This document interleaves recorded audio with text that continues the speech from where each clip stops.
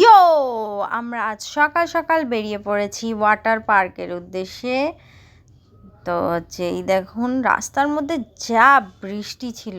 প্রথমে তো দিনহাটায় অত বৃষ্টি ছিল না, সকাল সকাল যেই আমরা কুচবিহার এন্ট্রি নিলাম এত বৃষ্টি।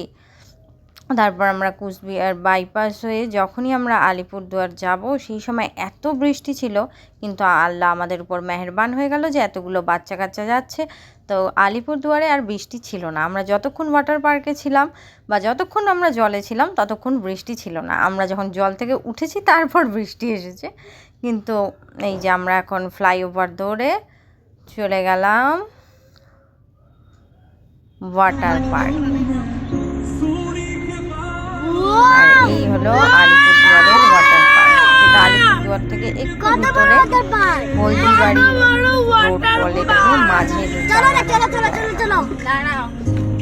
তো আমরা পৌঁছে গেলাম এই ওয়াটার পার্কে। ওয়াটার পার্কে গিয়েই আমরা গাড়ি পার্কিং করে আমরা চলে আসলাম টিকিট কাউন্টারে। এখানে একটু গুরুত্বপূর্ণ আলোচনা চলছে টিকিটের ব্যাপারে।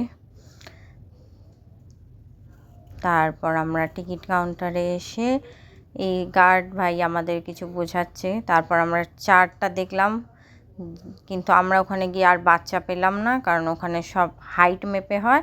তো ওখানে গিয়ে আমাদের ছেলের হাইট 3 ফিটের উপরে, তাই হচ্ছে আমাদের ওদের অ্যাডাল্ট হিসাবেই ধরা হবে।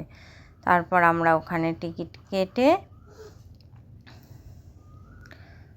চলে গেলাম ওয়াটার পার্কের ভিতরে। ওয়াটার পার্কের ভিতরে যেতে যেতে আমরা যা যা করলাম সে হচ্ছে একটু ভিডিও করে নিলাম,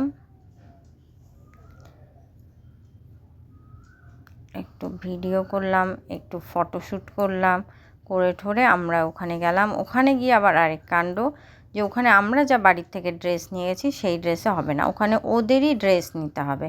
তারপর আমরা ওদের ড্রেস নিলাম। ওখানে লকারে সব জিনিসপত্র রেখে আমরা চলে গেলাম ওয়াটারে গিয়ে আমরা সেই এনজয় করলাম, নাচানাচি করলাম।